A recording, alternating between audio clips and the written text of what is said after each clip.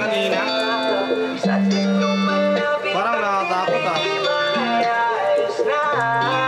Okay na guys, nakatakot. Lalo na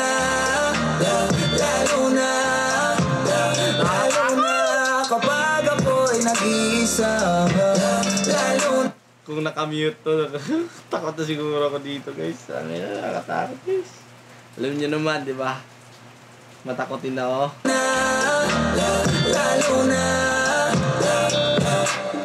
kapag ako'y nag-iisa. Lalo na kapag ako'y nag-iisa.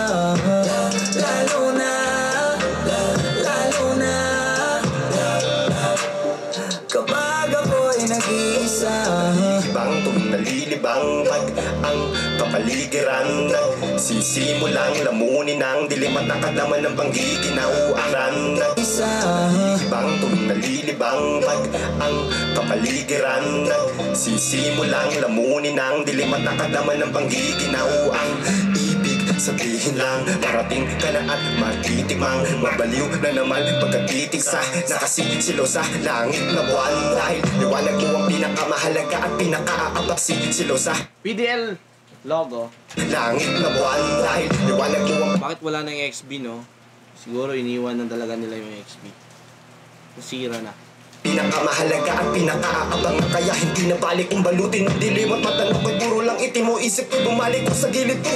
Bawa na mag-isa o maani pag nandiyan ka. Ayun ako di para tumanggi ang ginagawa ko. Yung tulot mo sa tuwid at pag-iisip ay ang ulo sa lungkot ko ay pang sukol. Nagkakawa na lang kaya baka naman pwede wag ka na lang mawawala. Maaga pa naman yoko na nakaliwanagan kung wala ka lang. Sa katinuan ayos lang na kumawala. Doon lang kasi ako merong kaunawaan. Walang magagalit pag damag bang magsayang. Nang oras po kung gabi puro kabaliwan. Palagi man magsawa yan, malabo yan ako ay nakakatiyak. Lagi lang ako sa iyong mag-a. Ayun, ang lupit na music video, guys. Hoy, di ko pa masyado nasundan yung storya. Bakit pag sumapit ang gabi, hanap kita. Laging na Ito yung paggabi na, no? John-Joa tayo.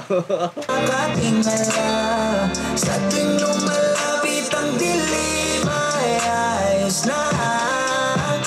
Dahil mas nasisilayan ka. Lalo na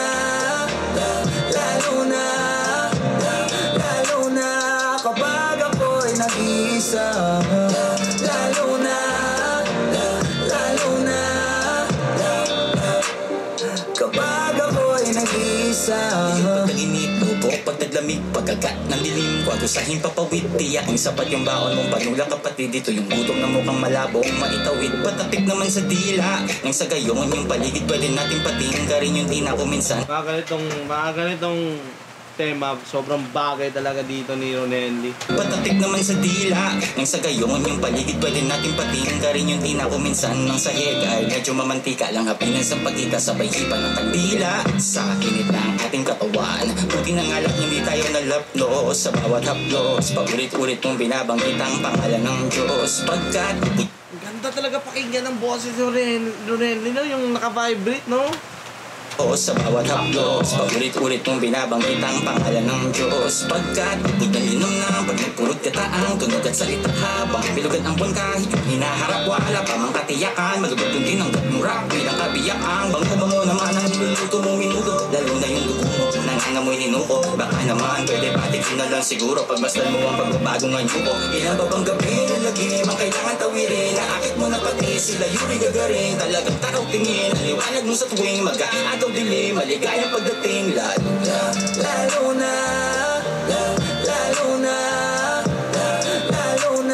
kapag ako'y nag-iisa. Parang meron silang in-explore dito, guys. Like, meron silang in-explore, pero yan, naguluhan pa ako. Lalo na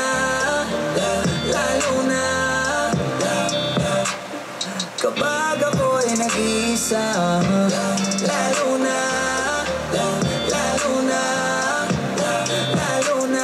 kapag ako'y nag-iisa. Lalo na kapag ako'y nag-iisa. Kung pwede nga lang talaga lumapit sa'kin. Wala akong sasayanging oras na ika'y akapin. Ilang gabi ng madilim ang paligid ko, inabangan ko pa rin ang pagsilip mo. Kasi paano kung di na kita masilaya? Tangina mo! Tangina mo talaga, Kaskastakli kami. Ang galing mo. Ilang gabi ng madilim ang paligid ko, inabangan ko pa rin ang pagsilip mo. Kasi paano kung di na kita masilayan? Natatakot ako sa umaga'y masinagan. Mag-aantay pa rin ako na dumating ka, kahit na ako ay ulanin pa. Balahibo ko'y tumitindig na sa lamig ganda ng kagating ka. Ayaman na naman, wag mong umiyamin dahil hindi ako humindi. Di ka titigilan, hindi ka tumitili. Di ako sanay na may lambing, alam ko kiliti. Lalo na pagigil at tingin ko sa'yo ay hindi nakatamit. Sa mga bituin ako'y naiinggit. Hindi ko na kayang pakalmahin ang tama mo sa'kin. Lalo na, lalo na, lalo na, lalo na, lalo na, lalo na, kapag ako'y nag-iisa. Lalo na, lalo na, kapag ako'y nag-iisa. Lalo na. Bakit nagsabay kayo ni Flo G na Kaskastakli at Flo G? Nagsabay kasi. Lalo na, lalo na, kapag ako'y nag-iisa. Lalo na, lalo na, kapag ako'y nag-iisa.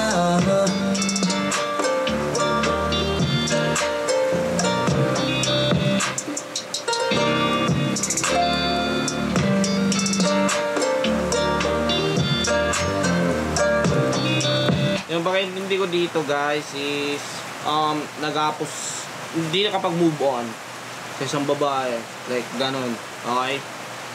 Inaasahan niya na bumalik, like ganon, pero so far yun yung pakaintindi ko sa first reaction ko, pero naguluhan pa din ako. Tingin ko may deep meaning pa to, lalo na kay Ronen Lee, kay Yuri Dope, yeah. Pero yung pakaintindi ko ayun guys, nagapos sa kahapon na pag-ibig, like ganon. Kaya I don't know, comment down below kung ano yung pag-intindi nyo. Usap tayo sa baba.